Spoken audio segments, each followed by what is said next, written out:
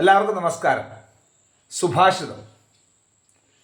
അജ്ഞസുഖമാരാധ്യ സുഖതരമാരാധ്യതേ വിശേഷജ്ഞ ജ്ഞാനലവതുർവിദഗ്ധം ബ്രഹ്മാവിനരം രഞ്ജയതി.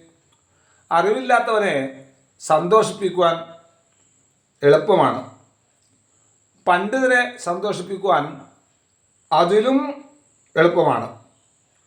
കുറച്ചറിവ് കൊണ്ട് താൻ പണ്ഡിതനാണ് എന്ന് അഭിമാനിക്കുന്നവനെ ബ്രഹ്മാവിന് പോലും സന്തോഷിപ്പിക്കുവാൻ ആവില്ല. നമ്മുടെ ഇവിടെ സാധാരണയായിട്ട് നമുക്ക് കണ്ടുവരുന്നത് ഇത്തരത്തിലുള്ള ആൾക്കാരെയാണ്. അറിവില്ലാത്ത ധാരാളം ജനങ്ങളെ നമുക്ക് കാണാൻ സാധിക്കുന്നു. സമൂഹത്തിൽ അറിവുള്ളവരെയും നമുക്ക് കാണുവാൻ വേണ്ടി സാധിക്കുന്നു. നല്ല പണ്ഡിതന്മാരായിട്ടുള്ള ആൾക്കാർ അനവധിയാണ്.